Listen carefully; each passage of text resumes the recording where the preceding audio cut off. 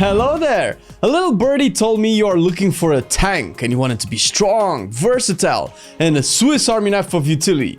You must be looking for T-55 main battle tank, 36 tons of pure Soviet muscle with a length of 9 meters. This baby will get you from 0 to holy fuck, mankind shouldn't be allowed outside in less time than it takes you to finish that sip of coffee. Stay tuned for the talents, gear, essences, rotation, and a lot more, because Prot Paladin is the only tank in the game that can take on this beast head on and still be able to come home and bring in the bread.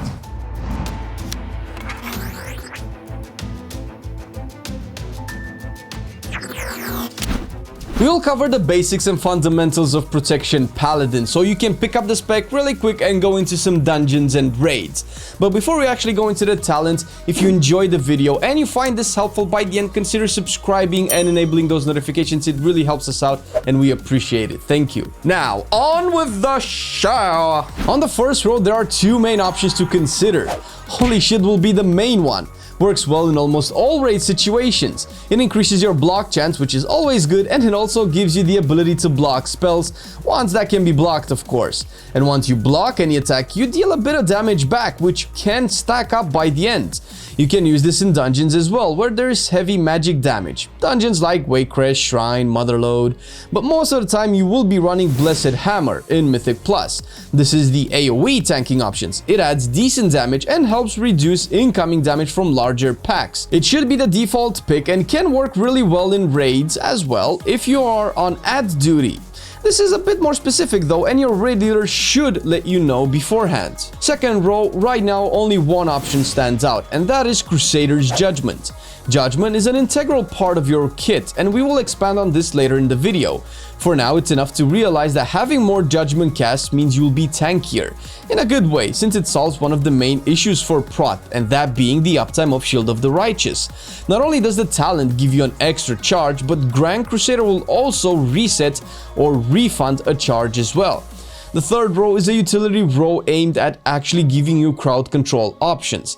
These types of rows are usually optional since they depend on you to use them properly, and more so what you need in a given situation. Fist of Justice is a simple example, giving you more single target stuns throughout the encounter. There are adds in raids and certain mobs in dungeons that can and some should be stunned. Usually you would have single target stuns in your group, enough to free up a better option for you, that one being Blinding Light. This one disorients targets in an AoE fashion, stopping casts and other dangerous mechanics. Mobs that usually cannot be interrupted or silenced can most of the times be blinded at least. Mobs like the spinning monkeys in Freehold or the maggots in Underrot that spit that icky green shit. The fourth row brings a few options, and hey, we've done guides on all of the tanks at this point and none have as many options as the Paladin. The main option to go for is Blessing of Spellwarding, and it should be taken mostly in raids. It replaces your Blessing of Protection, a physical damage oriented defense, with a magical one. The way raids are designed is with magical damage being the biggest threat to you or your group in certain situations. Dungeons have specific affixes that can make it easier to decide if Spellwarding is the go-to.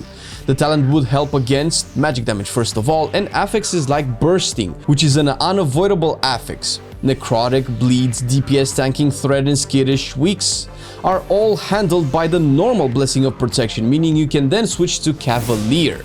This is the mobility talent, of which Paladin lacks a ton. Having two charges of your pony will help you avoid damage that would otherwise require you to mitigate it. And this is also good in any situations where the need for mobility would outclass the need to absorb magic damage. On the fifth row, you get some interesting options, but taking into consideration the kind of encounters you have in the game, and especially if you will be pushing content above your eye level, Final Stand will be your best option. It buffs your Divine Shield to also taunt all enemies around you constantly. Divine Shield is a very big and strong cooldown, essentially making you immune to all damage present on you, clearing debuffs and all future damage for the next 8 seconds. The issue with this normally is that you lose aggro, and if you taunt one target, you get it to attack you for like 3 seconds, then poof, your party's dead. You could cancel your Divine Shield, but that would essentially make it a glorified Dispel. That's why this talent is so good. Necrotic? Don't think so. Boss debuff stacks? Maybe on another tank. Yep, you are a certified Don when popping this bad boy and can make it a good reason for groups to take you in. The uses of this talent are almost endless. The 6th row brings all options on the table, and again, all situational. The default option should be Judgment of Light. This provides free healing to your group and works especially well in raids since, well, more people are there. Consecrated Ground provides you with a slow, which doesn't work on bosses, but can be awesome on dungeon trash when you need to kite them, either to drop stuff like necrotic or to give your healer time to get you back up, etc, etc. Aegis of the Light is a very specific choice that requires your whole group to be positioned behind you. There aren't good uses for this in dungeons, and raids having such large number of people require your whole group to plan and expect this for a specific boss mechanic. Unless your raid leader calls this out, go with Judgment of Light instead. Last row brings once more 3 viable options, and once again all have their specific uses. Seraphim is a universal stat boost that acts as both an offensive and defensive cooldown.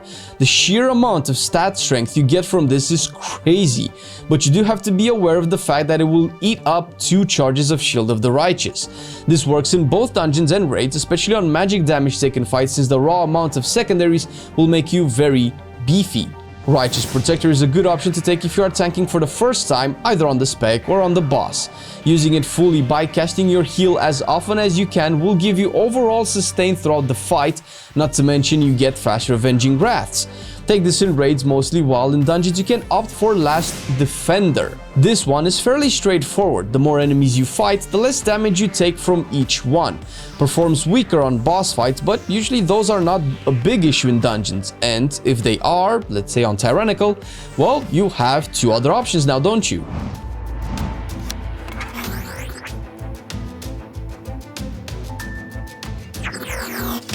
When it comes to stats, all stats make you tankier in some way, which means that simply equipping the highest eye level will most of the time be the best choice. If you're in a situation where you have 2 equal eye level pieces or rings that don't provide strength, then we can look at a priority. Haste will be at the top, followed by Mastery, then Versatility, and lastly Crit.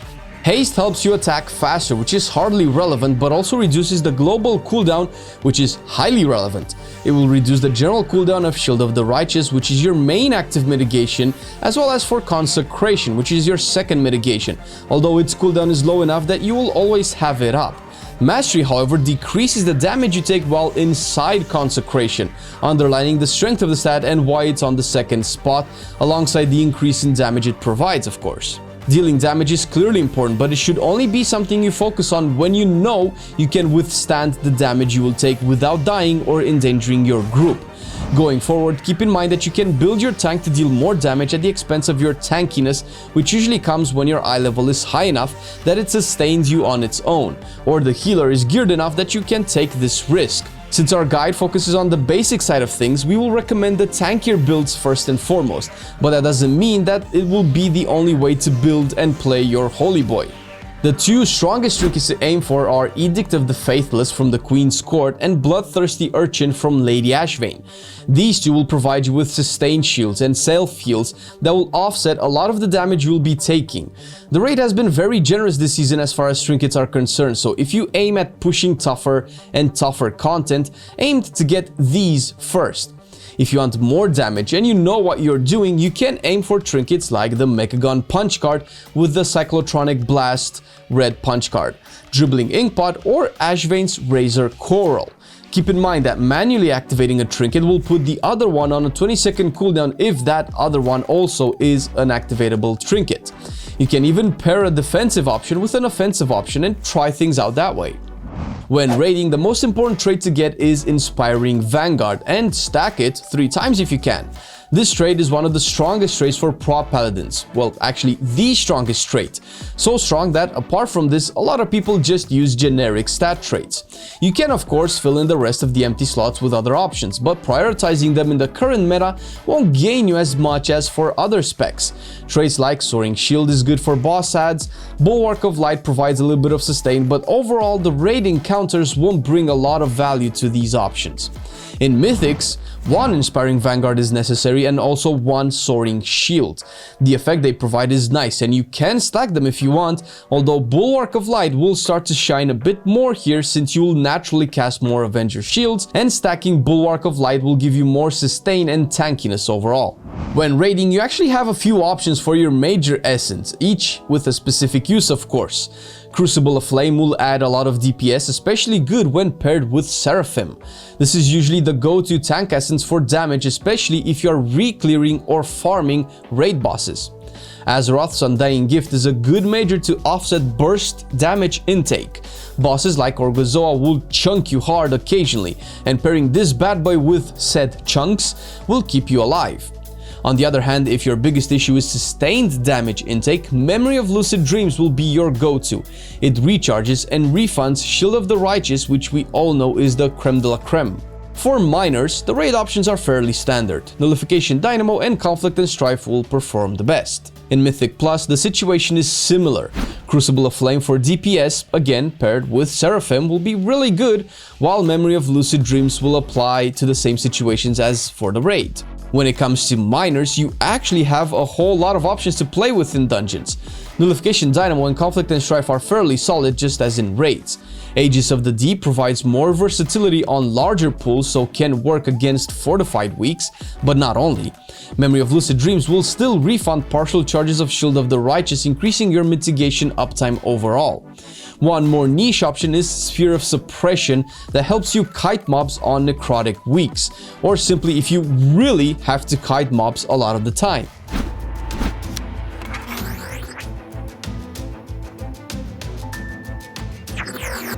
The general priority when tanking is to make sure Consecration is active before all else, followed by Judgment, Avenger's Shield, Blessed Hammer, or Hammer of the Righteous, depending on what you picked on the first row. The idea here is to optimize the cooldown reduction provided by Judgment to have as many charges of your mitigation when you need them. You don't weave in Shields of the Righteous in your rotation because you want to use them when taking intense damage, since 100% uptime on them is unlikely. Grand Crusader is one of the most important passives to keep in mind for several reasons.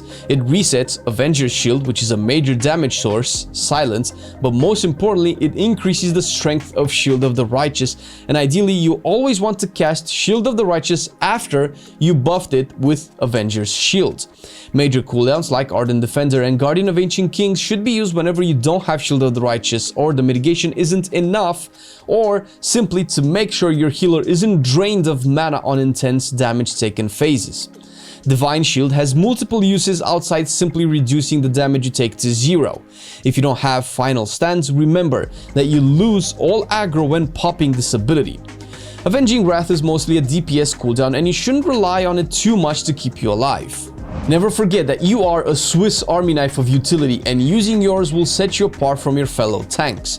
Spell Warding and Blessing of Protection can save a group member or help them deal with magical and respectively physical mechanics, negating some of them entirely. You can heal and dispel in certain situations that can save your group.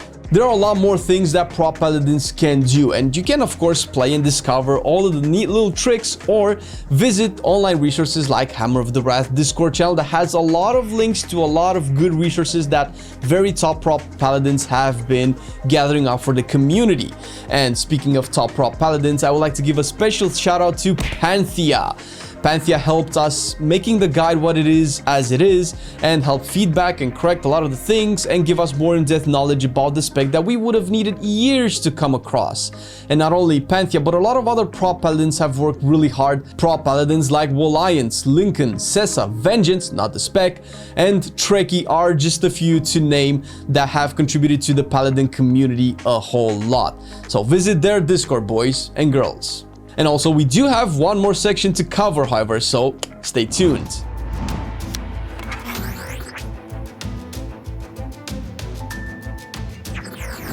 The consumables will mostly revolve around haste, so a Cord of Haste, Quicksand Spinel will be your most used ones, with one Leviathan's Eye of Strength as a priority. Force Multiplier should be your weapon enchant of choice, since by this time haste will be already your main stat to ensure that the proc of this enchant will also align accordingly. always use a Flask of the Undertow, although the potion option can change from Unbridled Fury if you need single target DPS, Superior Battle Potion of Strength for cleave fights, and Empowered Proximity for pure AoE damage dealing. Finish up with a Feast because strength is king, or Baked Potatoes if you're a poor bastard, in which case join the club, we have jackets. We would like to give out a special shout out to our Patreon team who are with us and supporting us, and from the bottom of our hearts we appreciate you guys so much. You guys keep coming and we cannot believe the amount of support that we have for our content, and we are getting into some troubling YouTube times in the near future, and having you with us makes us feel really well at ease, and I can finally sleep at night without crying on my pillow. No, really, thank you guys. And if you are interested as well in supporting our channel, if you like our content, you can check the links down below the video. You'll find all sorts of links, Patreon especially, and we would be really grateful for any amount of support that you can show us. So thank you for watching the video, have a good one, and see you next time.